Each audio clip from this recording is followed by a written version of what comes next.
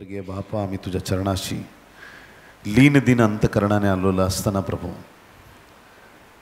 आमच्या प्रार्थनेचे शब्द तुझपर्यंत पोहोचत आहेत, याबद्दल आम्ही तुला धन्यवाद देतो। यावेळेस प्रभू, आम्ही तुझ्या पवित्र वचनांवरती मनन करीत असताना प्रभू, हे वातावरण तुझ्या पवित्र हाती घे। तुझे शब्द, तुझं बोलणं आमच्यापर्यंत पोहोचू दे आणि ते कळण्यासाठी तुझा पवित्र आत्मा आम्हाला प्रत्येकांना दे।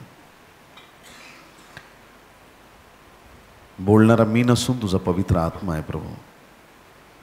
तुझा सेवक इथं कोणाला दिसू देऊ नकोस, तर साक्षात तुझ्या शब्दाने, तुझ्या वाणीने आज नव्याने आम्हा प्रत्येकाची भेट घे प्रभू। तुझा गौरव होऊ दे, आम्हा सर्वांवर तुझ्या दयेचा हात ठेव। तुझ्या वचनातून आज अनेक तुझ्या सामर्थ्याच्या उकळ्या फुटतील। आम्हा प्रत्येकाचा ताबा तुझ्या हाती सुपूर्द करतो। ही सर्व प्रार्थना येशूच्या गोड, पवित्र आणि सर्वोच्च नावात मागतो, म्हणून देते ऐक। आमेन, आमेन। बोला येशू मसीह की। पहिली शमूएल 15:22 या वचनांवरती आपण 15व्या अध्यायाच्या कालपासून मनन करत आहोत आणि विशेष 22वं वचन।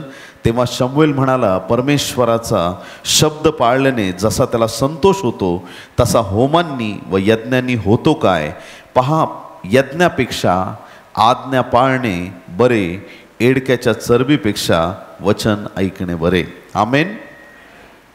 ह्या वचनामध्ये परमेश्वर यज्ञापेक्षा त्याची आज्ञा तुम्ही आणि मी पाळावी ही त्याची इच्छा आहे।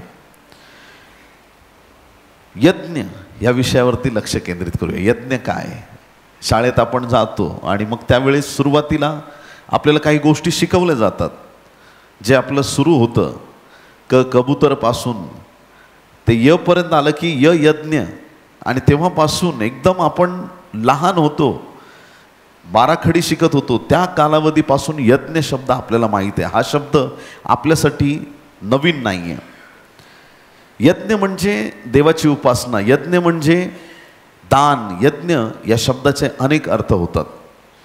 आणि ज्यावेळेस आम्ही त्या यज्ञाचं उजळणीमध्ये एक चित्र पाहायचो, तर त्यामध्ये एक चौरस असा आकार, त्याच्यात अग्नी पेटलेला, आणि यज्ञ हे अनेक धर्मात वेगवेगळ्या संकल्पना त्याच्याबद्दल आहेत। परंतु त्याकडे न वळता बायबलमधून आपल्याला यज्ञ शब्दावरती काय मनन करता येईल याच्याकडे आपलं लक्ष केंद्रित करूया। यज्ञ या शब्दाला इंग्लिश बायबलमध्ये सॅक्रिफाईस शब्द वापरलेला आहे। सॅक्रिफाईस म्हणजे बलिदान, समर्पण, अशा प्रकारचे शब्द आपल्याला पाहायला मिळतात। आता ही जी अर्पणं देवाला दिली जायची, समर्पण केलं जायचं, अर्पणं दिली जायची, तर या अर्पणांचे मुख्य 5 प्रकार होते। त्यापैकी काही प्रकार व्हॉलेंटरीली म्हणजे स्वइच्छेने देण्याचे होते, स्वइच्छेने, आणि 2 प्रकार असे होते की ते कंपल्सरी तुम्हाला केलेच पाहिजेत। ते म्हणजे पापार्पण आणि दोषार्पण। कारण की प्रत्येक माणसाने पाप केलंय आणि म्हणून त्या पापाबद्दल, त्या दोषाबद्दल त्याला अर्पण देणं हे सक्तीचं होतं। परंतु इतर जी अर्पणं आहेत ती सक्तीची नव्हती। तर त्याच्यामध्ये होमार्पण आहे, अन्नार्पण आहे, त्याचबरोबर शांत्यार्पण आहे, पापार्पण आणि दोषार्पण, असे 5 मुख्य प्रकार या ठिकाणी अर्पणाचे आपण पाहतो। देवापुढे आम्ही काय समर्पण करतो, काय प्रभूला देतो, खरंच त्याने देवाला संतोष होतो का? यज्ञ आणि आज्ञा या दोन्ही गोष्टींमध्ये एक जसं तराजूत त्या गोष्टी ठेवल्यात आणि त्यामध्ये आज्ञा वरचढ ठरल्यात हे आपल्याला पाहायला मिळतं। जसं की जुन्या करारात खूप सण सांगितलेले आहेत। 2-5 मिनिटात त्याच्याबद्दल बोलेन आणि मग परत आपल्या या विषयाकडं, हे सगळे अर्पण आहेत 5 प्रकारची, त्याच्याकडं आपण येणार आहोत। तर जुन्या करारातले सण म्हणजे आता किती आपल्याला माहीत आहेत, त्यातले थोडं जस्ट ग्लिम्स, फार डिटेल नाही बोलता येणार वेळेअभावी। शाब्बात, दर आठवड्याला येणारा सण शाब्बात आपण साजरा करतो। आणि मग येशू ख्रिस्तानं शाब्बात दिवशी पण चिन्ह चमत्कार केले, अद्भुत गोष्टी केल्या। आणि त्यांना जेव्हा येशूला लोक अडवत होते, येशू त्यांना प्रश्न विचारायचा, तुमचा बैल विहिरीत पडला शाब्बात दिवशी, तुम्ही त्याला मरू द्याल का? लोक म्हणायचे नाही। अरे मग तुमच्या बैलाची तुम्हाला एवढी किंमत आहे म्हणजे तुमचे विचार किती बैलासारखे आहेत, असं थोडक्यात प्रभूला म्हणायचं। प्रभू असं बोलत नव्हता, पण सांगण्याचा अर्थ हा आहे की बैलाची तुम्हाला किंमत आहे पण तुम्हाला माणसाची किंमत नाही, नियमांपुढं तुम्ही प्रेम, आपुलकी, सद्भावना यांना बाजूला सारलेला आहे. आणि मग देवाच्या प्रिय लोकांनो, प्रभूने सांगितलं मीच शाब्बाताचा धनी आहे. आमेन. आणि त्याच्यामुळे आज जरी शाब्बात दिवस नसला तरी आजचा दिवस शाब्बातपेक्षा कमी आहे असं मानू नका. कारण जिथं प्रभू आहे तिथं आशीर्वाद आहे, जिथं येशू आहे तिथं शाब्बाताचा आशीर्वाद सुद्धा आहे. आणि म्हणून आम्ही कुठल्याही दिवशी प्रार्थना करू शकतो. आम्ही नियमात अडकलेलो नाही. या दिवशी प्रार्थना केली तरच देव ऐकेल असं काही नाही. तो दिवस वेगळा आहे, हा दिवस वेगळा आहे असं राहिलं नाही. प्रभू शाब्बाताचा धनी आहे. जिथूनही प्रार्थना कराल, कुठेही प्रार्थना कराल तरी ती प्रार्थना परमेश्वर ऐकणारच आहे. तर प्रभू शाब्बाताचा धनी. आणखीन काही सण सांगितले, त्यापैकी महत्त्वाचं सांगतो, वलांडण सण. वलांडण सण म्हणजे काय? कोकरा घ्यायचा आहे की नाही. निर्गममध्ये आपल्याला 12-13 अध्यायापासून पुढं सगळं पाहायला मिळतं काय काय घडलं ते. आणि वलांडणाचा कोकरा अर्पण करायचा आणि मग तो त्याचं रक्त दाराच्या कपाळपट्टीवर लावायचं. त्याचं मांस जे आहे ते परिवाराने खायचं. त्यातून उरलं तर आजूबाजूच्यांना वाटून टाकायचं. अशी एक रीत होती. देवाच्या प्रिय लोकांनो, ख्रिस्त वधस्तंभावरती खेळला त्या दिवशी शेवटचा वलांडण सण साजरा करण्यात आला. त्या दिवशी येशूच्या रक्ताने आम्ही धुतलो गेलो आणि जी मृत्यूची सत्ता त्या रात्री घराघरांवरती येणार होती ज्येष्ठ पुत्राला मारण्यासाठी, ती सत्ता जशी इस्रायलाकडे गेली नाही तसं आमच्याकडं मरण येत नाही. ख्रिस्ती लोक मरत नाहीत, ते झोपी जातात, ते जीवनातून जीवनात पार जातात. त्यांच्यासाठी मोठे आशीर्वाद देवाने ठेवलेले आहेत. तर मग हा वलांडण सण वधस्तंभावरती साजरा झाला. त्याचं जे शरीर आहे, जे आपण प्रभुभोजन घेतो, त्यात आपल्याला गूढ अर्थ कळालेले आहेत. ते भोजन इस्रायल लोकांसाठी होतं, पण त्यातून जे उरलं ते आपल्याला मिळालं. आपल्यापर्यंत ख्रिस्त आलेला आहे आणि ही अशी जीवनाची भाकर आहे जी कधीच सरणार नाही, संपणार नाही. त्यानंतर पुढचा सण पेंटिकॉस्टचा सण, ज्या दिवशी माडीवरच्या खोलीत 120 जणांवरती देवाचा आत्मा उतरला.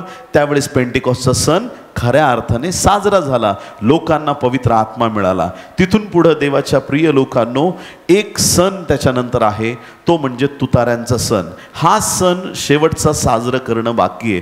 ज्यावेळेस ख्रिस्त मेघारूढ होऊन येईल तेव्हा आद्य दिव्यदूताची वाणी, मोठ्या कर्णाचा नाद, मोठ्या तुतारीचा नाद होईल. त्या दिवशी आपण तो तुताऱ्यांचा सण साजरा करणार आहोत. आणि सरते शेवटी मंडपाचा सण, ज्यावेळेस आपण देवाच्या मंडपात स्वर्गात जाऊ त्यावेळेस आमचा तो मंडपाचा सण साजरा होईल, जिथं परमेश्वर आणि आपण एक होणार आणि देवापासून युगानुयुग आपण कधी विभक्त होणार नाही. आमेन.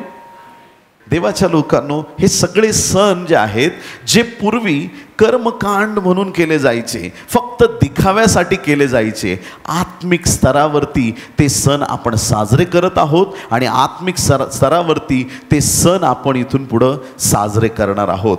जर जुन्या काळातले सण आजही असते तर आपल्या या मेळाव्याला येताना सगळ्यांना कोकरं, बकऱ्या, काय काय काय काय घेऊन यावं लागलं असतं. आणि मग बाहेर इकडं कोपऱ्यामध्ये तिकडं कार्यक्रम चालू झाला असता आणि सगळ्यांना अशी अर्पणं द्यावी लागली असती. पण आता कुठल्याही अर्पणाची गरज लागणार नाही, कारण येशूने स्वतः वधस्तंभावरती प्राण अर्पण केलेलं आहे. त्याच्या एका बलिदानाद्वारे सगळी बलिदानं त्यांनी थांबवलेली आहेत. त्याचं एकट्याचं रक्त पुरेसं आहे संपूर्ण विश्वाची पातकं माफ करण्यासाठी. तो एकटा पुरेसा आहे आमच्या पातकांचा भार वाहून नेण्यासाठी. बोलो येशू मसीह की. तर आता जे अर्पणांचे 5 प्रकार, त्यापैकी आपण हे 5 प्रकारांपैकी पहिल्या प्रकाराकडे वळत आहोत. पहिला प्रकार म्हणजे होमार्पण. लेवी याचा पहिला अध्याय 3 ते 17 वचनं, 6वा अध्याय 8 ते 13 वचनं. या वचनांमध्ये या होमार्पणाचा उल्लेख आपल्याला आढळतो. आणि हा होमार्पण काय आहे? सर्व पापाबद्दल स्वइच्छेने केलेलं हे अर्पण असतं. आणि एखाद्या व्यक्तीची देवाबद्दलची उत्कट इच्छा, प्रीती या अर्पणातून सादर केली जाते. लेवी याचा पहिला अध्याय आणि 3रं वचन, एक वचन आपण वाचूया. गुडार ढोरातले होमार्पण अर्पायचे असल्यास त्याने दोषहीन नर अर्पावा. तो त्याने दर्शन मंडपाच्या दारापुढे अर्पावा, म्हणजे परमेश्वरासमोर तो मनुष्य मान्य होईल. सगळ्यात पहिलं इथं होमार्पण दिलेलं आहे. कसं करावं, नर असावा, कसा असावा, काय असावा, सगळे नियम बायबलमध्ये दिलेले आहेत. आज जे आपण इस्रायल आणि हमासमधलं युद्ध पाहतो, ॲक्च्युली या युद्धामध्ये आपण पाहत आहोत की कशा घटना घडत आहेत. आधी त्या हमासने हल्ला केला आणि मग नंतर आता इस्रायल कारवाई करत आहे. सगळ्या गोष्टी घडत आहेत. पण पवित्र शास्त्रातल्या भविष्यवाण्या ज्या आहेत या दिवसात पूर्णत्वाच्या दिशेने चाललेल्या आहेत. एक दिवस असा येईल की इस्रायलचं चित्र आपण जे घरात लावतो किंवा पाहतो त्याच्यात जो गोल घुमट आपल्याला दिसतो, सुवर्ण एकदम गोल्डन असा, तर तिथं असं म्हटलं जातं की तिथं शल्मोनाचं मंदिर होतं, दुसरं मंदिर तिथं होतं. आणि त्या ठिकाणी देवाच्या प्रिय लोकांनो, आत्ता सध्या तिथं मुस्लिम लोकांची मस्जिद आहे. इतिहास फार मोठा आहे, त्याच्याकडं न वळता थोडक्यात मला हे सांगायचं आहे की शेवटचं तिसरं मंदिरसुद्धा येत्या दिवसात उभारलं जाणार आहे आणि त्या दिशेने इस्रायलची वाटचाल चाललेली आहे. आपल्याला असं वाटतं की कधी 46 वर्ष लागली, कधी कमी दिवसांमध्ये कोटाचं बांधकाम झालं. पण जर आज इस्रायल लोकांना संधी दिली की त्या मस्जिदच्या जागेवर तुम्ही चर्च बांधा, मी तुम्हाला ते मंदिर बांधण्यासाठी मला असं वाटतं की जी त्यांची तयारी चालू आहे, जे चर्चचे पडदे आहेत ते ऑलरेडी त्यांनी तयार केलेत. त्या इमारतीसाठी जे जे पाहिजे इस्रायल लोकांनी ऑलरेडी जमा करून ठेवलेलं आहे. त्या ज्या वस्तू त्यांना लागतात, सगळी पात्र म्हणा, तिथल्या सगळ्या गोष्टी त्यांनी तयार केलेल्या आहेत. आणि ज्या दिवशी हे वॉर भडकेल त्या दिवशी ती मस्जिद तिथून गायब केली जाईल. कारण तुम्ही पाहिलं, याच्यात वावगं नाही बोलण्यामध्ये, कारण की हा शास्त्राचा अभ्यास आहे प्रियांनो. जसं त्यांनी गाझावरती अटॅक केला, त्यांनी पहिल्या सगळ्या मस्जिद तोडून टाकल्या, सगळ्या जेवढ्या होत्या. येत्या दिवसात त्यांना हेच दाखवायचं आहे, आम्ही एवढ्या तोडू शकतो तर ही इस्रायलची पण आम्ही तोडणार आणि तिथं मंदिर उभं करणार. आता अनेक ख्रिस्ती लोक रडून कळकळून प्रार्थना करत आहेत की देवा इस्रायलची मदत कर, देवा त्यांना मंदिर बांधता येऊ दे. पण मला एक विचारायचं आहे, मंदिर बांधल्यानंतर ते काय करतील? परत एकदा ही सगळी अर्पणं ते सुरू करतील आणि परत एकदा ते दाखवून देतील की आम्हाला येशू ख्रिस्ताची गरज नाही, आम्ही आमच्या जुन्या रीतीप्रमाणेच आम्ही चालणार आहोत. देवाच्या लोकांनो, आज हा संदेश जो आहे येशूच्या बलिदानाचा, हे यहुदी लोक मान्य करत नाहीत.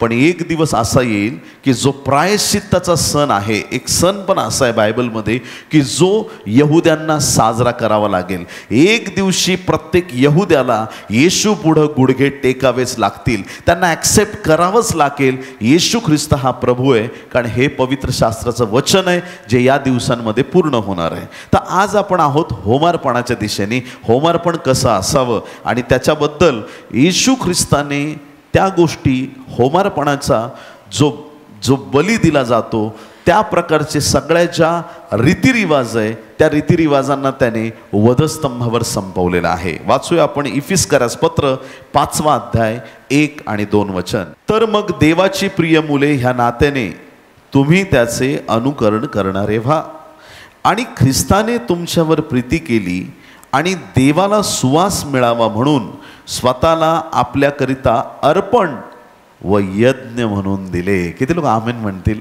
स्वतःला त्याने, ख्रिस्ताने काय केलं? वधस्तंभावरती अर्पण केलं, त्याने स्वतःला यज्ञ म्हणून दिले. त्याप्रमाणे तुम्हीही प्रीतीने चाला. आमेन. खूप इथं हे जे ख्रिस्ताचा वधस्तंभ आहे, हे सगळे सण आहेत, याच्यात खूप जवळचा संबंध आहे. या अर्पणांमध्ये, त्या बलिदानामध्ये फार जवळचा संबंध आहे. ज्यावेळेस येशू ख्रिस्त मरण पावलंय की नाही चेक करत होते. वधस्तंभावर ख्रिस्त आहे, बाकीचे 2 चोर आहेत, त्यांचे पाय मोडण्यात आले. पण ख्रिस्ताचे एवढे हाल केले होते की त्याला त्या वेदना फार असह्य होत्या आणि त्याने मोठ्याने प्राण ओरडून त्याने त्यागला आणि आपल्या पित्याच्या हाती आत्मा त्याने सुपूर्त केला. त्याने मान लावली आणि ख्रिस्त वधस्तंभावर तुमच्या माझ्यासाठी मारला गेला. आता शिपायांना कन्फर्म करायचं आहे, शाब्बात सुरू होणार आहे त्याच्या आधी हे सगळे वरून खाली उतरवले पाहिजेत, त्यांचे सगळे पुढचे विधी संपले पाहिजेत आणि त्यांना तिथे ठेवता येत नाही कारण शाब्बात सुरू होतोय नियमाप्रमाणे. आता एका शिपायाने हातामध्ये भाला घेऊन येशूच्या कुशीत तो भाला भोसकला. आता भाला भोसकल्याबरोबर तिथून काय व्हायलं? रक्त आणि पाणी हे फार विशेष आहे प्रियानो, रक्त आणि पाणी वाहिलं. आता का विशेष आहे माहिती का? ज्यावेळेस ती रक्त आणि पाण्याची धार वाहते, आम्हाला जुना करार आठवला पाहिजे. ज्यावेळेस त्या पवित्र मंदिराच्या बाहेर, त्या बाहेरील अंगणामध्ये अर्पण दिली जायची आणि त्या सियोन डोंगरावरती असलेल्या मंदिरामध्ये ज्यावेळेस बाहेरील अंगणात अर्पण दिली जायची, ज्यावेळेस अनेक तिथं बळी दिले जायचे, त्यांचे प्राण घेतले जायचे, त्यांना मारलं जायचं, त्यांचं रक्त जे आहे ते एका ठिकाणावरून खाली नदीमध्ये किद्रोन व्हॅलीकडे ते वाहायचं आणि ते वाहत असताना ते रक्त तिथून निघून जावं म्हणून पाणी ओतायचे. देवाच्या प्रिय लोकांनो, तिथं ज्या मंदिराच्या बाहेर रक्त आणि पाणी नेहमी वाहत होतं, त्याची आठवण म्हणून आम्हाला त्या वधस्तंभाकडे पाहिल्यावर कळालं पाहिजे की ख्रिस्ताने आपल्या रक्ताचा शेवटचा थेंब देखील आमच्यासाठी सांडला, आमचं तारण त्याने पूर्ण केलं आणि सर्व प्रकारच्या पातकातून त्याने आम्हाला सोडवलं. त्याचं रक्त आणि पाणी ज्यावेळेस वाहिलं प्रियांनो, त्यावेळेस कन्फर्मेशन झालं की येशू मरण पावला. देवाच्या प्रिय लोकांनो, बाकी कुठलाही थिओलॉजीज असोत, या विषयाच्या विरुद्ध कुठलीही गोष्ट असो, आयुष्यात कधीच मान्य करू नका. ख्रिस्त आमच्यासाठी मरण पावला. जगातला कुठलाही माणूस हे स्टेटमेंट करू शकत नाही, जगात कुठल्याही जाती धर्माचा असू द्यात, पण तो हे वाक्य बोलू शकत नाही जो विश्वासणारा, येशूला मानणारा बोलू शकतो. आपण मोठ्या धेटाईनं म्हणू शकतो की माझ्या प्रभूने माझ्यासाठी क्रूसावर प्राण अर्पण केला, तो गाडला गेला, मारला गेला आणि पुन्हा तिसऱ्या दिवशी मरणातून विजयी झाला. हे वाक्य आमच्याशिवाय कोणी बोलू शकत नाही. ख्रिस्ताचं बलिदान सत्य आहे आणि तो यज्ञ रूपाने आपलं शरीर त्या क्रूसावर त्याने देऊन टाकलं. यज्ञ रूपाने त्याने स्वतःला त्या यज्ञामध्ये समर्पित केलं, स्वतःचं जीवन त्याने तिथं समर्पित केलं. आता तिथून पुढं आम्हाला या गोष्टीची गरज राहिलेली नाही. बऱ्याचदा जीवनात संकट वाढतात, अडचणी वाढतात, प्रॉब्लेम वाढतात आणि एक धमकी दिली जाते आणि काही लोक असं करतातही, आत्महत्या. भयंकर गोष्ट आहे. देवाच्या प्रिय लोकांनो, आत्महत्या करणं हे फार मोठं पाप म्हणा किंवा चूक म्हणा किंवा एक फार मोठा अपराध आहे. जर ख्रिस्त आमच्यासाठी मारला गेलाय तर आम्हाला आता मरण्याची गरज राहिली नाही. कोणी आमेन म्हणेल का? ख्रिस्तासाठी जगून दाखवा.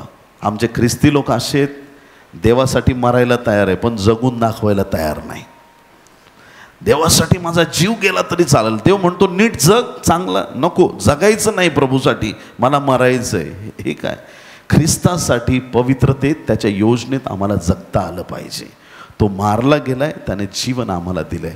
तर हे जे पहिलं होमार्पण जे आहे, त्याचा यज्ञ पशु किंवा त्याच्यासाठी दिलेलं बलिदान म्हणजे ख्रिस्त आहे आणि ख्रिस्ताने होमार्पण जे आहे वधस्तंभावर संपवलं. त्यानंतर दुसरी गोष्ट आम्ही पाहू शकतो, अन्नार्पण.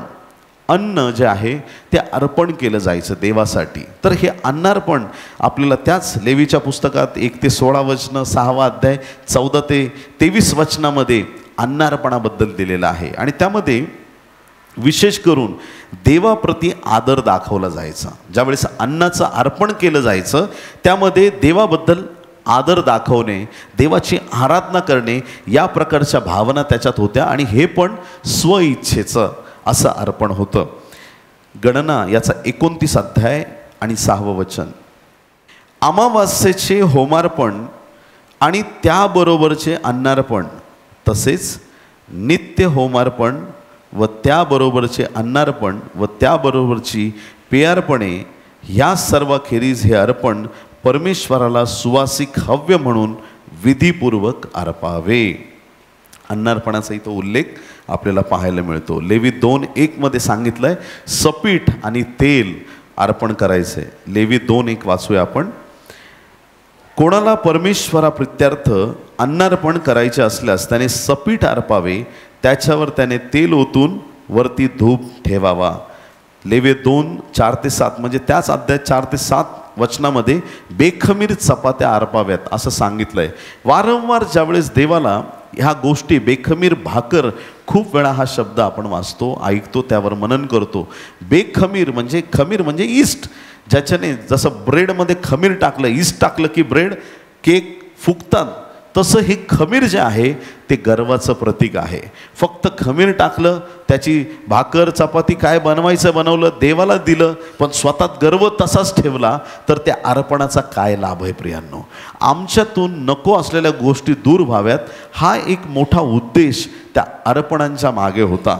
आणि म्हणून या ठिकाणी जे अर्पण दिले जात आहेत, सपीठ आणि तेल देवाच्या चरणी, त्याचा एक विशेष अर्थ पाहायला मिळतो. त्याचप्रकारे अन्न अर्पण करणाऱ्यांनी स्वतः पवित्र राहावे ही देवाची इच्छा होती. स्वतः पवित्र राहावे ही देवाची इच्छा होती. एखाद्या व्यक्तीला ज्या वेळेस एखादं स्थान परमेश्वर सुपूर्त करतो, एखाद्या व्यक्तीला एखादं स्थान सुपूर्त करतो, एखाद्याला समजा त्याने चांगला अभ्यास केला, एका व्यक्तीने त्याला चांगलं एखाद्या डिपार्टमेंटमध्ये, समजा पोलीसमध्ये किंवा आर्मीमध्ये त्याला भरती केलं आहे, मग त्याला त्या जबाबदाऱ्यांमुळं त्याला नीट राहावं लागतं. त्याचं जे लाईफ आधी डिसिप्लिन नव्हतं, तो असं म्हणत नाही की मी आर्मीत येण्यापूर्वी मी जसा होतो मी तसा वागेल, नाही. ती जबाबदारी पडल्यानंतर त्या जबाबदारीला शोभेल, साजेल असं त्या व्यक्तीला राहावं लागतं. म्हणून हे अर्पण आहेत. अर्पण देणारे जे लोक आहेत त्यांच्या मनात एक देवाचा धाक आलेला होता आणि त्यांना वाटायचं की मी आता प्रभूसाठी काम करतोय, तर इथून पुढे मला शुद्ध धर्माचरण करावं लागणार आहे. मी देवासाठी माझं जीवन दिलंय, तर मला शुद्ध जीवन जगावं लागेल. या प्रकारे अन्नार्पण देणारे लोक जे असतील किंवा देवाला कुठल्याही गोष्टी करणारे, देवाची सेवा करणारे लोक आहेत, देवाचा उद्देश हा होता की त्यांनी पवित्रतेत राहावं. लेवी याचा 21वा अध्याय 6व्या वचनात याचा खुलासा केलेला आहे. लेवीय 21 आणि 6. त्यांनी आपल्या देवाप्रित्यर्थ पवित्र राहावे आणि आपल्या देवाच्या नावाला कलंक लावू नये. ते परमेश्वराप्रित्यर्थ हव्य म्हणजे आपल्या देवाप्रित्यर्थ अन्न अर्पण करीत असतात, म्हणून त्यांनी पवित्र राहावे. किती देवाचं छान प्लॅनिंग आहे की परमेश्वर अर्पण द्यायला सांगतो आणि अर्पण तुला माझ्या चरणाशी समर्पित करायचं आहे ना, तर तुला पवित्रतेत द्यावं लागेल. परमेश्वराला ही गोष्ट मान्य नाही की अपवित्रतेने तुम्ही पवित्र गोष्टी कराल. अपवित्रता आणि पवित्रता एकत्र राहू शकत नाही. अंधार आणि उजेड एकत्र राहू शकत नाही. आता इथं ह्या सगळ्या लाईट्स वगैरे लावलेत, ह्या लाईटचे बटन ऑन केल्यानंतर ह्या लाईटला सांगावं लागतं का, अंधारा तुला धमकावतो, चल निघून जा इथून, मी आता आलेलो आहे. प्रकाश आला त्याला अंधाराशी डिस्कस करायची गरज पडत नाही. उजेड आला की त्याला अंधाराला सांगावं लागत नाही की तू इथून निघून जा. देवाच्या लोकांनो, या वचनामधून आपल्याला स्पष्ट कळतं की पवित्रता किती महत्त्वाची आहे. बोलो येशू मसीह की. प्रभूला धन्यवाद. लेवी 2:14 आणि 15 वचनामध्ये धूप कसा द्यावा देवासाठी याबद्दल परमेश्वराचं वचन सांगतं. आता ही भाकर जी बेखमीर आहे, जी अर्पण केली जायची अन्नार्पणामध्ये, आता मत्तई 4 अध्याय 3 आणि 4 वचनामध्ये बायबल सांगतं की येशूची अरण्यात परीक्षा झाली. येशूची कुठं परीक्षा झाली? बोलत नाही तुम्ही. कुठं परीक्षा झाली? अरण्यात परीक्षा झाली. कुणी परीक्षा घेतली? सैतानाने. आता ज्या वेळेस त्या सैतानाने पाहिलं येशूला भूक लागली, मत्तई 4 अध्याय 3 आणि 4 वचनामध्ये येशूला भूक लागलेली आहे. सैतान जोपर्यंत येशूला भूक लागली नाही तोपर्यंत तो आला नाही. ऐकताय चर्च? तो बरोबर माणसाची कमजोरी बघतो, मग तो एंट्री मारतो.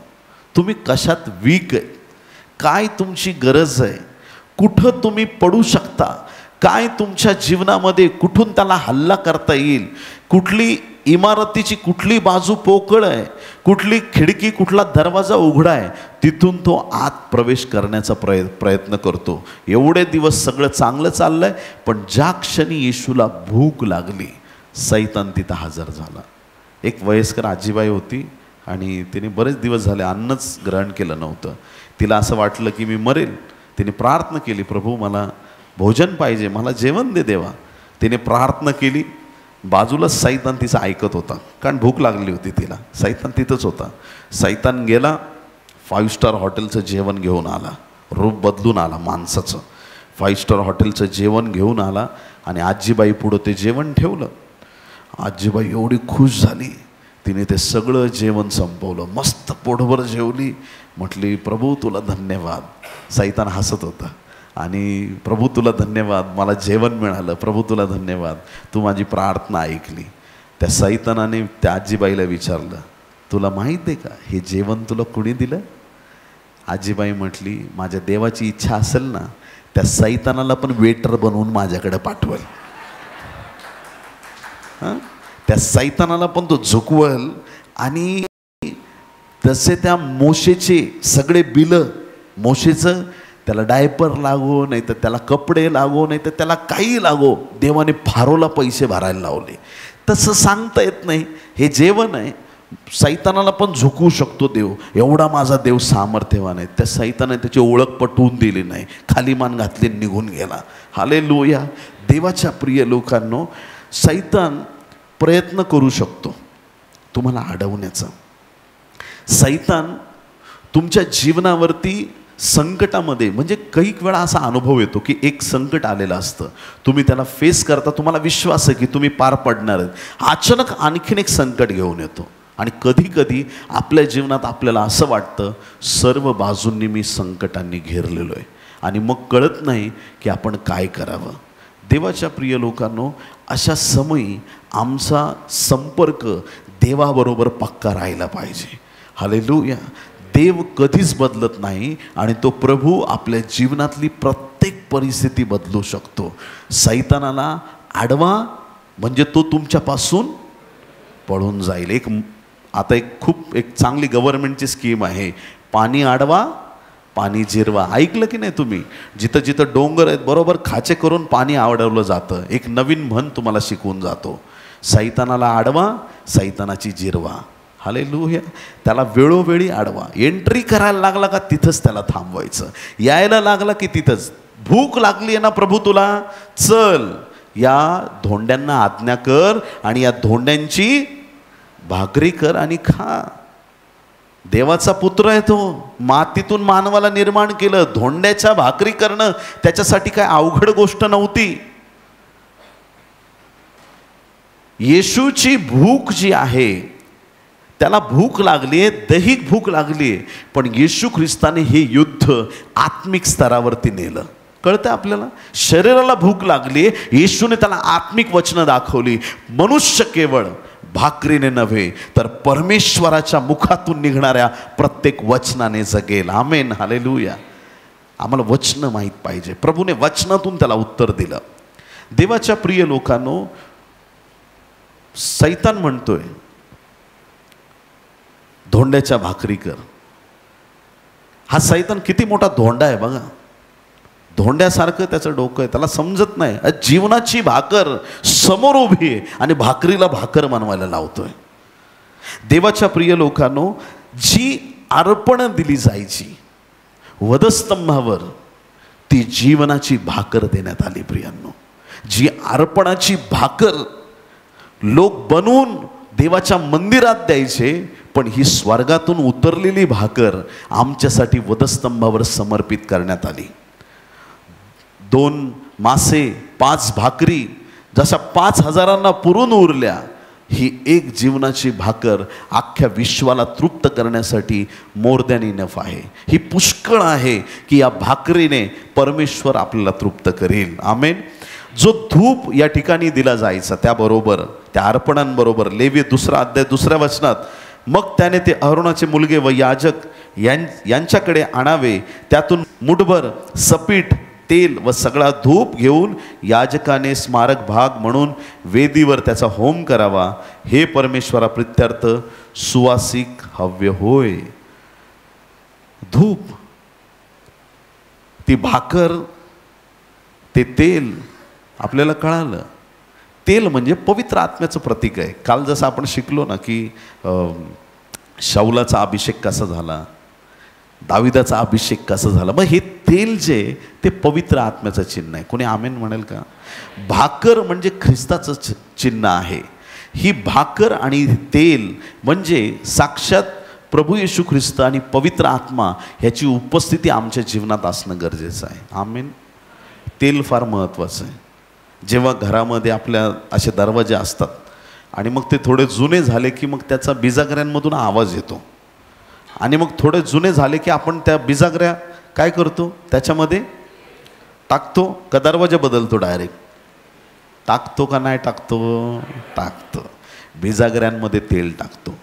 दरवाजाचा आवाज बंद करण्यासाठी बिजागऱ्यांमध्ये आपण जसं तेल टाकतो, तसे घरामधले वादविवाद बंद करण्यासाठी घरामध्ये पवित्र आत्म्याची उपस्थिती पाहिजे. जर पतीमध्ये पण पवित्र आत्मा आहे, पत्नीमध्ये पण पवित्र आत्मा आहे, त्या घरामध्ये असे आवाज येत नाहीत. नको ते आवाज, आरडाओरड्याचे, भांडणाचे, शिवीगाळ हे आवाज येत नाहीत. आणि ह्या दिवसांमध्ये घरात चाललेलं बॅडमिंटन आपल्याला बंद करायला लागणार आहे. बॅडमिंटन म्हणजे नवरा तिकडून टिक, बायको तिकडून टॉक, आहे ना, हे आपल्या जीवनात बंद झालं पाहिजे. हे जे बॅडमिंटन चाललं आहे पती पत्नीचं, आता मला माहीत आहे दौंडचे लोक खूप चांगले आहेत, पण एक फक्त माहिती म्हणून तुम्हाला सांगतो.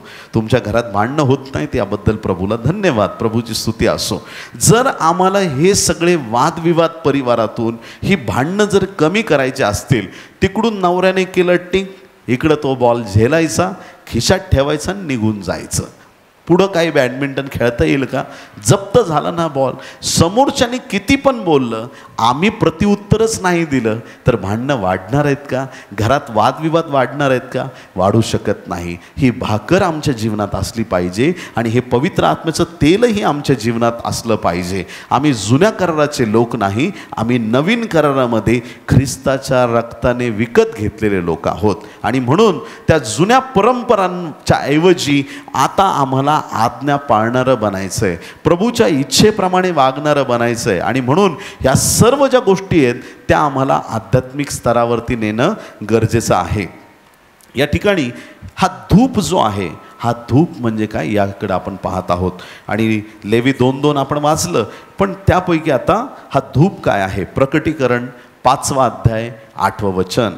प्रकटीकरण 5वा अध्याय 8वं वचन, जिथं गुंडाळीबद्दल सांगितलंय. तो योहान येशूचा शिष्य हा दृष्टांत पात्म नावाच्या बेटावरती पाहतो आणि इतका रडवेला होतो की गुंडाळी उघडण्यास कुणीच योग्यतेचा नाही. देवदूत नाही, 24 ते वडील नाही, 4 प्राणी नाही, त्याला कुणीच योग्यतेचं दिसत नाही. पृथ्वीवर नाही आणि सैतानाचं नाव तर लिस्टमध्ये पण नाही. कुणीच योग्यतेचं नाही की तो ती गुंडाळी उघडू शकेल, ज्या गुंडाळीवरती 7 शिक्के लावलेले आहेत. आणि या परिस्थितीमध्ये देवाच्या प्रिय लोकांनो, एका वडिलाने त्याला सांगितलं, यहुदा वंशाचा सिंह आहे तोच गुंडाळी उघडावयास समर्थ आहे. आमेन.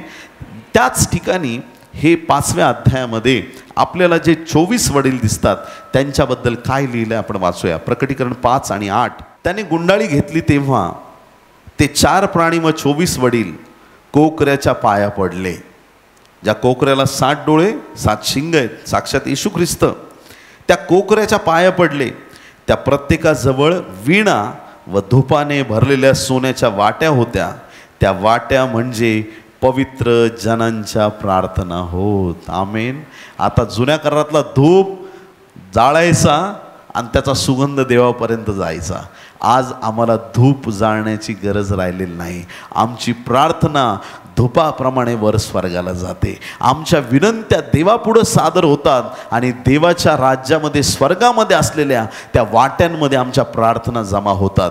जे अश्रू तुम्ही प्रभूच्या चरणाशी ढाळलेले आहेत, तुमचे अश्रू स्वर्गात जमा केले जातात. तुमच्या प्रार्थना ज्या फार मूल्यवान आहेत त्या प्रार्थना स्वर्गामध्ये साठवल्या जातात. या 24 वडिलांनी हातामध्ये त्या धुपाच्या ज्या वाट्या घेतलेल्या आहेत त्या वाट्यांमध्ये पवित्र जनांच्या प्रार्थना आहेत. म्हणजे याचा अर्थ काय? आज नंतर आमच्या प्रार्थनेचा धूप देवापर्यंत पोहोचला पाहिजे. देवाच्या प्रिय लोकांना, आमच्या प्रार्थना तो ऐकतो. धुपाप्रमाणे आमच्या प्रार्थना वर स्वर्गापर्यंत त्याच्यापर्यंत पोहोचतात आणि त्या प्रार्थनांचं आपल्याला तो उत्तर देतो. कराराचं मीठ दिलं जायचं त्या अन्नार्पणाबरोबर.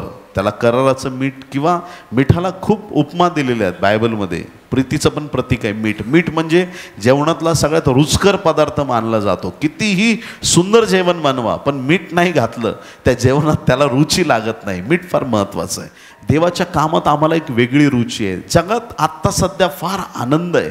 देवाचं काम करण्यात, देवाची सेवा करण्यात, देवाचं गौरव करण्यात एक फार मोठी रुची आहे. पण ज्यावेळेस येशू ख्रिस्त येईल आणि मंडळीला घेऊन जाईल, त्यावेळेस हे जग बेचव होणार आहे. ऐकलं तुम्ही? कशातच आनंद वाटणार नाही. कारण ज्या लोकांमुळे जगाला रुची आहे ते ख्रिस्ती लोक या जगामधून निघून गेलेले असतील. ख्रिस्त येईल, तो त्याच्या मंडळीला उचलून घेऊन जाईल. आमचं रॅप्चर होणार आणि ज्यावेळेस मंडळी उचलली जाईल, सगळे या जगामध्ये जे लोक आहेत ते ख्रिस्ताला धिक्कारणारे, नाकारणारे लोक मागं राहतील आणि मग फार पिडेचा आणि संकटाचा काळ येणार आहे. जोपर्यंत परमेश्वर आहे आणि परमेश्वराचे लोक आहेत तोपर्यंतच जगाला रुची आहे. कारण की मत्ती 5:13 बायबल सांगतं की तुम्ही जगाचे मीठ आहात. प्रभूची स्तुती असो. रुचकर लोक आहोत आपण, रुचकर. आमचं बोलणं रुचकर पाहिजे, आमचं वागणं रुचकर पाहिजे. रफ टफ भाषा नकोय प्रियांनो. वागण्यामध्ये, बोलण्यामध्ये प्रेमाने, प्रीतीने जी कामं होतात ती राग आणि द्वेषाने होत नाहीत. किती लोक आमीन म्हणतील? बघा ना, काय ख्रिस्ती समाज आहे, काय आशीर्वादित समाज आहे, काय ख्रिस्ती लोक आहेत. प्रभूला धन्यवाद. बघा, एक मस्जिद पडते, अख्ख्या देशामध्ये एक असं वादळ उठतं, अख्ख्या देशात दंगली तयार होतात. रोज कुठं ना कुठं चर्च तुटतंय, पण एक पण दंगल मी आजपर्यंत ऐकली नाही. कारण आम्हाला देवाने सांगितलंय, एका गालात मारली तर दुसरा गाल पुढं कर. लोकांना आपल्याविषयी आपुलकी आणि प्रेम तयार झालंय. लोकांना वाटतं की यांना आम्ही मारतो, यांचे चर्चेस पाडतोय, पण तरीसुद्धा यांच्या मनात का प्रेम आहे? ही आमच्या येशूची शिकवण आहे. आम्ही जगाचे नाही, आम्ही स्वर्गाचे आहोत आणि आम्ही वेगळे लोक आहोत. आम्ही या जगाचं मीठ आहोत. देवाच्या प्रिय लोकांनो, त्याच प्रकारे अन्नार्पणामध्ये धान्य दिलं जायचं. तर त्यामध्ये जर धान्य दिलं जातंय तर त्याचा पण एक अर्थ आध्यात्मिक नवीन करारात आम्हाला पाहायला मिळतो. योहान याचा 12वा अध्याय आणि 24वा वचन. मी तुम्हाला खचित खचित सांगतो, गव्हाचा दाणा जमिनीत पडून मेला नाही तर तो एकटाच राहतो आणि मेला तर पुष्कळ पीक देतो. कशाबद्दल आहे हे वचन? येशू ख्रिस्ताबद्दल. ॲक्च्युली ज्यावेळेस गहू आहे तो ज्यावेळेस जमिनीत जातो, गव्हाचा दाणा मरतो बायबलमध्ये सांगितलं आहे, आणि मग त्याचं भरपूर फळ मरतो. म्हणजे याचा शब्दशः अर्थ काय होतो? म्हणजे त्या गव्हाचा दाणा जमिनीत जातो म्हणजे काय? ज्यावेळेस तो पेरला जातो तो गहू राहत नाही. हालेलुया. तो बीज म्हणून तो फुटतो, त्याच्यातून बाहेर जगामध्ये येण्यासाठी एक नवीन रोप तयार असतं, एक नवीन त्याच्यामधून आतमध्ये जमिनीत जाणारी मुळं तयार होतात आणि त्याचं अस्तित्व जे आहे त्या ठिकाणी संपतं. देवाच्या प्रिय लोकांनो, म्हणून त्याला म्हणतात की गव्हाचा दाणा मेल्याशिवाय त्याच्यातून जीवन प्राप्त होत नाही किंवा जास्त फळ मिळत नाही. येशू ख्रिस्ताने वधस्तंभावर आपलं प्राण अर्पण केला. आता ही जी सगळी अर्पण आहेत त्याचा वेगवेगळा अर्थ नवीन करारात आपल्याला पाहायला मिळतो. ही अर्पण जुन्या करारात दिलेले आहेत त्याचे विभिन्न अर्थ, त्याच्याबद्दलच्या अनेक गोष्टी पाहायला मिळतात. शांतार्पण, तिसरी गोष्ट, लेवी 3 अध्याय 1 ते 17 वचनं, 7वा अध्याय 11 ते 36 वचनामध्ये शांतार्पण दिलेले आहेत. देवाप्रती कृतज्ञता दाखवण्यासाठी स्वइच्छेने दिलेलं हे अर्पण असतं. आणि हे शांतार्पण लेवी 3 अध्याय 1 वचनामध्ये त्याचा उल्लेख केलेला आपल्याला आढळतो. कोणाला शांतार्पणाचा यज्ञ करायचा असेल व तो गुराढोरांचा करायचा असेल तर यज्ञ पशु नर असो किंवा मादी असो तो दोषहीन असा पाहून परमेश्वरासमोर अर्पावा. देवाच्या प्रिय लोकांनो, शांतार्पण, या शांतार्पणासाठी नवीन करारामध्ये ख्रिस्ताने त्याची शांती तुम्हाला आणि मला दिलेली आहे. आणि प्रभू म्हणतो की जग देतं ती नाही, जगाची शांती वेगळी. किती लोक आमेन म्हणतील? फार वेगळी. जगाच्या शांतीत आणि देवाच्या शांतीत खूप फरक आहे. जगाची शांती कधी पण भंग होऊ शकते. जगाच्या शांतीत आणि स्वर्गाच्या शांतीत काय फरक आहे? शेजारी शेजारी 2 घरं असतात. एका पहिल्या घरातल्या बहिणीचा पती दौंडमध्ये एखाद्या ठिकाणी, एका लहान ठिकाणी कुठंतरी कामाला आहे, 10-12 हजाराची काहीतरी नोकरी करतो, एक साधारण परिवार आहे. बाजूच्या घरातली जी बहीण आहे तिचा नवरा परदेशात कामाला आहे, त्याला लाखो रुपये पगार आहे. आणि मग काय होतं की हा शेजारच्या घरातला जे स्त्री आहे तिचा पती बाहेरून येतो आणि मग भरपूर पैसा घेऊन येतो आणि म्हणतो चल आपल्याला दागिने वगैरे करायचे तुझ्यासाठी, हे ते वस्तू घ्यायच्यात, आणि मग तो करतो. आणि पहिल्या घरातली जी बहीण आहे तिची शांती भंग होते. आत्तापर्यंत सगळं सेम होतं, चांगलं आहे, पण आता तिच्याकडं नवीन नेकलेस आला आहे. ती तिच्या नवऱ्याला हट्ट करायला सुरुवात करते. शेजारच्या बहिणीने तिच्या नवऱ्याकडून नेकलेस घेतलं आहे, तू कधी करतो ते मला सांग. तो म्हणतो, मॅडम माझा एवढा पगार नाही आहे, नसला तरी मला घेणं देणं नाही, कर्ज काढ काही पण कर, पण मला आज नेकलेस पाहिजे. मग वादविवाद, भांडण किंवा काही पण होऊ शकतं कुठल्या स्तराला. मग नेकलेस येतोच, कर्ज काढून कसा पण नेकलेस येतो. आणि मग नंतर 4 दिवसानंतर तिला पण बरं वाटतं, माझ्या नवऱ्याने पण केलं, माझा नवरा पण हे. आणि मग नंतर 4 दिवसांनी बाहेरगावी असणाऱ्या व्यक्ती त्याच्या पत्नीसाठी सोन्याच्या बांगड्या आणतो. हिची परत शांती भंग होते. हे गणित कधीच थांबत नाही. हे गणित आयुष्यात कधीच थांबत नाही. माझ्याकडं हा फोन आहे, माझ्याकडं असं घर आहे, माझ्याकडं ती गाडी आहे, तुमच्याकडं काय आहे, माझ्याकडं ही जगातली शांती आहे. एकदा तुम्ही एखादी वस्तू घेतली तोपर्यंतच त्या दिवशी आनंद आहे, दुसऱ्या दिवशी ती वस्तूकडं कोणी बघत पण नाही. जगातली शांती दिनी प्रतिदिनी अपडेट होत राहते, चेंज होते आणि माणूस अस्थिर होतो. पण ख्रिस्ताचं तसं नाही. एकदा त्याचा स्वर्गीय आनंद तुमच्यात आला, तो कशानेही भंग पावत नाही. एकदा त्याची शांती तुमच्या जीवनात आली, ती शांती कशानेही भंग पावत नाही. आणि म्हणून प्रभूने म्हटलं, जग देतं ती शांती मी तुम्हाला देत नाही, तर मी माझी शांती, स्वर्गीय शांती, ते समाधान आम्हाला मिळतं. हालेलुया. खिशे रिकामे असले तरी तुम्ही जगाचा प्रकाश आहात. आमेन. कधी आजारी पडला तरी टेन्शन घ्यायचं नाही, कारण तरीसुद्धा तुम्ही जगाचा प्रकाश आहात. प्रत्येक परिस्थितीत तुमची आयडेंटिटी बदलत नाही. देवाने एकदा आशीर्वादित केलं आहे म्हणजे ते केलेलं आहे. आणि इफिस 2 अध्याय 13-14 वचनाप्रमाणे, परंतु जे तुम्ही पूर्वी दूर होता ते तुम्ही आता ख्रिस्त येशूच्या ठायी ख्रिस्ताच्या रक्ताच्या योगे जवळचे झाला आहात, कारण तोच आमची शांती आहे. आमची शांती कोण आहे? परमेश्वर स्वतः आमची शांती आहे. त्याने दोघांना एक केले आणि मधली आडभिंत पाडली. परमेश्वर आमची शांती आहे. प्रियांनो, कलसीकरास पत्र 1 अध्याय 20 वचन, आणि त्याच्या वधस्तंभावरील रक्ताच्या द्वारे शांती करून त्यांच्याद्वारे जे सर्व काही आहे ते सर्व, ते पृथ्वीवरील असो किंवा स्वर्गातील असो, त्याचा स्वतःबरोबर त्याच्याद्वारे समेट करावा, हे पित्याला बरे वाटले. स्वर्गीय शांती आम्हाला दिलेली आहे. परमेश्वर आमची शांती आहे, तो शांतीचा राजकुमार आहे. आणि म्हणून आता शांतार्पण अर्पण करायची आम्हाला गरज नाही, होमार्पण आपल्याला अर्पण करायची गरज नाही, अन्नार्पण अर्पण करण्याची आम्हाला गरज नाही. या सर्व गोष्टी आम्हाला आध्यात्मिक दर्जावरती न्यायच्यात. आणि आता पापार्पण आणि दोषार्पण कंपल्सरी क्वेश्चन, हा अटेम्प्ट करावाच लागणार प्रत्येकाला. पापार्पण आणि दोषार्पण अशी जुन्या काळातली रीत होती. प्रत्येकाला ही 2 अर्पणं द्यावी लागायची.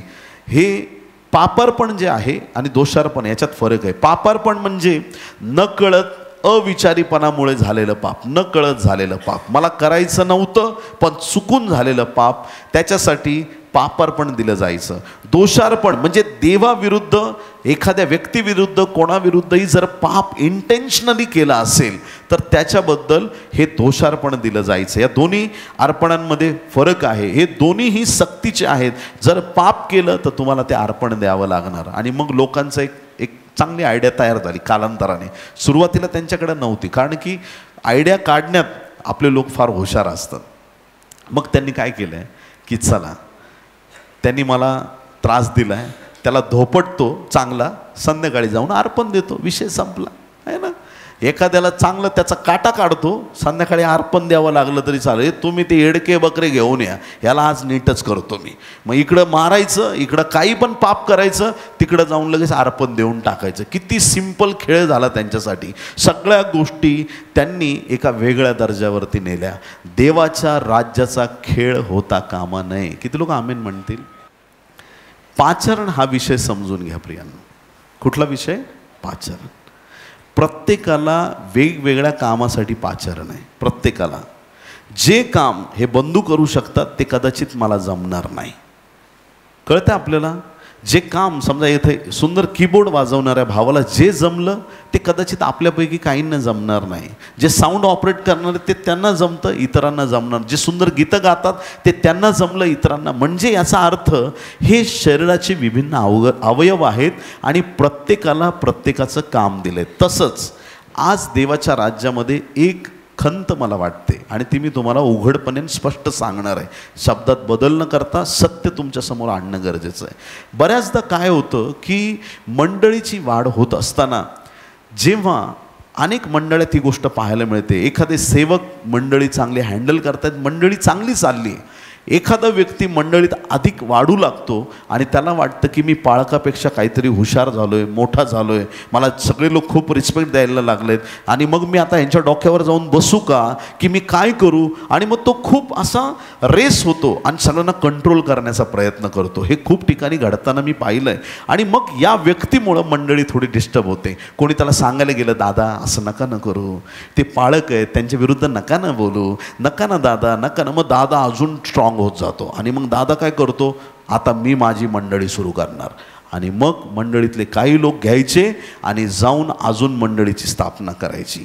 आणि मग त्याने काय होतं माहिती का, तिकडं ते मग 4 डोके घेऊन जाणार आणि मग तिथं वेगळी आराधना सुरू केली जाते, वेगळी प्रार्थना सुरू केली जाते आणि त्या प्रार्थनेत, त्या आराधनेत कसलीच उन्नती आणि वाढ दिसत नाही त्याच्यामध्ये. का माहिती आहे का, कारण त्या व्यक्तीला जर देवाने पाचारणच केलं नाही सेवेसाठी, पाळक म्हणून जर देवानेच आशीर्वादित केलं नाही, तर तुम्ही कुठलंही सर्टिफिकेट आणा, कुठलाही दीक्षा आणा, त्याला काहीच उपयोग होत नाही. माझे स्पष्ट शब्द आहेत प्रियांनो.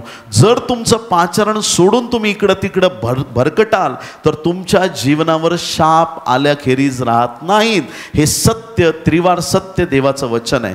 जे काम करण्यासाठी तुम्हाला बोलवलंय त्या कामाकडे लक्ष द्या.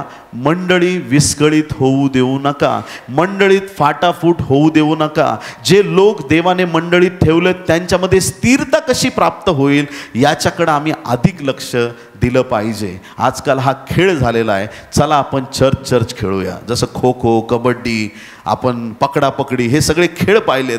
तसा एक नवीन खेळ आलेला आहे, चला आपण मंडळी खेळूया. मी संदेश देतो, तू आराधना करतो, प्रार्थना करेल आणि मग आपण काहीतरी करूया. हा खेळण्याचा विषय नाही. हे इस्रायल लोक या गोष्टीला खेळ समजत होते आणि म्हणून त्यांच्यावरती अनेक संकट आपल्याला पाहायला मिळाली. देवाच्या लोकांना आज या गोष्टीचं अगत्य आहे. त्या लोकांना हे कळालं नाही की आम्ही काय करतोय. पाप पण करायचे, अर्पण द्यायचे, पाप करायचे, अर्पण द्यायचे. परंतु आज या गोष्टीचा खरा अर्थ आपल्या समोर आलेला आहे. आणि म्हणून यशाया 53 आणि 12व्या वचनात याबद्दल वचन सांगत आहे. यशाया 53:12 ख्रिस्ताच्या बलिदानाबद्दलचं वचन आहे. ते 53 अध्यायात आणि 12वं वचन काय सांगतं, ह्यामुळे मी त्याला थोराबरोबर विभाग देईन, तो बलवानांबरोबर लूट वाटून घेईल, कारण आपला प्राण वाहू देऊन तो मृत्यू पावला. त्याने आपणास अपराधात गणू दिले, त्याने बहुतांचे पाप आपल्यावर घेतले व अपराधांमध्ये मध्यस्थी केली. सगळ्यांचं पाप त्याने स्वतःवरती घेतलं, सगळ्या जगाचं पाप त्याने स्वतःवरती घेतलं. पापार्पणासाठी जो यज्ञ पशु दिला जायचा आता त्याची गरज राहिलेली नाही. त्याऐवजी ख्रिस्त वधस्तंभावरती मारला गेला आहे. इब्री 13:12 बायबल सांगतं, म्हणून येशूनेही स्वरक्ताने लोकांना पवित्र करावे म्हणून वेशीबाहेर मरण सोसले. त्याच्या रक्ताने आम्ही शुद्ध झालो, आमच्यावरचा पापाचा दाग निघून गेला. शेवटचं अर्पण म्हणजे दोषार्पण. लेवी 5वा अध्याय 14वं वचन तिथपासून ते 6व्या अध्यायाच्या 7व्या वचनापर्यंत या दोषार्पणाबद्दल लिहिलं आहे. आणि त्याचप्रकारे 7व्या अध्यायाच्या 1 ते 10 वचनामध्ये पण दोषार्पणाबद्दल लिहिलेलं आहे. देवाविरुद्ध किंवा इतरांविरुद्ध जर पाप केलं असेल तर हे अर्पण देणं सक्तीचं होतं. यशाया 53:10 बायबल सांगतं, त्याला ठेचावे असे परमेश्वराच्या मर्जीस आले, त्याने त्याला पिडिले. त्याच्या जीवाचे दोषार्पण झाल्यावर तो संतती पाहिल, तो दीर्घायू होईल, त्याच्या हातून परमेश्वराचा मनोरथ सफल होईल. दोषार्पण शब्द आलेला आहे प्रियांनो. ख्रिस्ताचा जो वधस्तंभ आहे, त्याचं जे बलिदान आहे, जुन्या करारातल्या सगळ्या कन्सेप्ट त्या वधस्तंभावरती पूर्ण झालेल्या आहेत. किती लोक आमेन म्हणतील? हालेलुया. देवाच्या लोकांनो, 1 पेत्र 2 अध्याय 24वं वचन, 1 पीटर चॅप्टर 2 वर्स 24, त्याने स्वतः आमची पापे स्वदेही वाहून खांबावर नेली, ह्यासाठी की आपण पापाला मेलेले होऊन सदाचरणासाठी जगावे, त्याला बसलेल्या माराने तुम्ही निरोगी झाला आहात. त्याने आमच्यासाठी पापार्पण, दोषार्पण, अन्नार्पण, सर्व प्रकारची अर्पणं त्याने वधस्तंभावरती आमच्यासाठी दिलेली आहेत. ख्रिस्त हे शेवटचं आमच्यासाठी दिलेलं बलिदान आहे. ख्रिस्ताने सगळ्या गोष्टी पूर्ण केल्या. आता जे ख्रिस्ताने पूर्ण केलं आहे, येशू वधस्तंभावर बोललं की नाही, 6व्या शब्दात काय म्हटला? पूर्ण. आता जे ख्रिस्ताने पूर्ण केलंय ते तुम्ही परत नव्याने सुरू करू नका. आमेन. ख्रिस्त म्हणतो आता सगळ्या जुन्या करारातली अर्पणं संपलीत, आता ती अर्पणं नव्याने आम्हाला देण्याची गरज नाही, त्याने त्या गोष्टी पूर्ण केलेल्या आहेत. मग आज आमची जबाबदारी काय? कुठला यज्ञ देव आमच्याकडून अपेक्षा करत आहे? ख्रिस्ताने त्याचं काम यज्ञ रूपाने वधस्तंभावर पूर्ण केलं. आता आमची जबाबदारी काय आहे? रोमकरासपत्र 12वा अध्याय 1 वचन, रोमन चॅप्टर 12 वर्स 1. म्हणून बंधुजन हो, मी देवाच्या करुणेमुळे तुम्हाला विनवितो की तुम्ही आपली शरीरे जिवंत, सांगा म्हणा जिवंत, मेल्यावर नाही. किती लोक आमेन म्हणतील? मेल्यावर डोळे दान करतो आणि हे दान करतो आणि ते दान करतो, ते तुम्हाला करायचं तर करा, पण एकदा मेल्यानंतर तुम्हाला देवाची सेवा करता येत नाही. जिवंत असताना देवाची सेवा करावी लागते. तुम्ही आपली शरीरे जिवंत, पवित्र व देवाला ग्रहणीय यज्ञ म्हणून समर्पण करावीत. ही तुमची आध्यात्मिक सेवा आहे. आमची शरीरं यज्ञ म्हणून त्याला समर्पण करायचं. यज्ञ म्हणजे प्रभूच्या त्या पवित्र आत्म्याच्या अग्नीत स्वतःला झोकून द्यायचं आहे. यज्ञ स्वतःला टाकून द्यायचं प्रभूच्या कार्यामध्ये, प्रभूच्या पवित्रतेत स्वतःचा जीवनाचा यज्ञ आम्ही समर्पित करायचं आहे. शुद्ध जीवनक्रम, पवित्र जीवनक्रम. कोणी आमच्याकडे शिंतोडे उडवू शकणार नाही, कोणी आमच्या चारित्र्याकडे बोट करू शकणार नाही, कोणी म्हणू शकणार नाही की हा पैशाची अफरातफर करतो, कोणी म्हणणार नाही की हा घमंडी आहे. आम्ही स्वतःला, आमच्यातला मीपणा जर त्या वेदीवर आम्ही टाकून दिला, त्या यज्ञामध्ये आम्ही अर्पण केला, तर आमच्याकडे मीपणा राहणार नाही. आमचे जुने स्वभाव तिथं आम्ही टाकून दिले. ज्या गोष्टी आमच्यात ज्या आहेत, ज्या देवाला आवडत नाही, यज्ञ रूपाने आम्ही देऊन टाकल्या. आणि काल आपण शिकलो की कसं आत्म्याला देवाने राजा केलेला आहे, हो की नाही? मग आमचं शरीर गुलाम केलंय. देवाच्या प्रिय लोकांनो, यज्ञ म्हणून आम्ही स्वतःला प्रभू समोर सादर केलं पाहिजे. प्रभू, माझे डोळे फक्त तुझ्याकडे लागलेले असतील, जगाकडे लागणार नाहीत. आमेन. माझे कान तुझ्या वचनाकडे लागलेले असतील, माझं मुख तुझी स्तुती करेल. ही पावलं जी मला दिलीत हे तुझ्या राज्यासाठी धावतील, हे हात तुझ्या कार्यासाठी वापरले जातील. डोक्याच्या केसापासून पायाच्या नखापर्यंत यज्ञामध्ये स्वतःला समर्पित करा, ही परमेश्वराची इच्छा आहे. आमेन. जुन्या करारातले यज्ञ संपले, नवीन करारात हीच आपली आता आध्यात्मिक सेवा आहे. बोलो येशू मसीह की. प्रभू तुम्हाला आशीर्वादित करो. एक प्रार्थना करूया. पवित्र स्वर्गीय देवा, येशूच्या नावात पिता आम्ही तुझ्या चरणाशी येतो. तुला आम्ही धन्यवाद देतो. सॅक्रिफाईसचे, यज्ञांचे 5 विभिन्न प्रकार आज आम्ही पाहिले, जे अर्पण आहेत. प्रभू, ख्रिस्ताने वधस्तंभावर असा एक शेवटचा महायज्ञ केला की जुन्या करारातल्या सगळ्या गोष्टी वधस्तंभावर त्याने पूर्ण केल्या.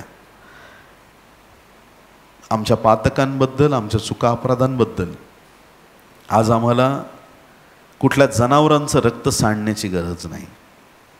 तुझं रक्त पुरेसं आहे प्रभू आमची पापं धुण्यासाठी. प्रभू परमेश्वरा, आम्ही तुला धन्यवाद देतो. आज नव्याने आमच्या जीवनाचं समर्पण आम्ही तुझ्या चरणाशी करतो. आमची हीच प्रार्थना आहे स्वर्गीय बापा, आमचं जीवन नेहमी पवित्र आत्म्याने पेटलेलं असं असू दे. तुझ्या सामर्थ्यात, तुझ्या कृपेत प्रत्येकाची वाढ आणि उन्नती कर. धन्यवाद पित्या. आमची प्रार्थना आज तू जमेस धरलीस. यज्ञापेक्षा आज्ञा पाळणं हे किती महत्त्वाचं आहे हे तुझ्या वचनातून आम्ही शिकत आहोत. आणि निश्चित अर्थाने आजपासून पुढे प्रभू या सर्व संदेशांनंतर, या मेळाव्यानंतर प्रत्येकाला एक आज्ञाधारक जिवंत देवाचं लेकरू तू करत आहेस. तुला आम्ही धन्यवाद देतो. ही सर्व प्रार्थना उद्धारक येशू याच्या गोड पवित्र आणि सर्वोच्च नावात मागतो म्हणून पिते आहे. आमेन.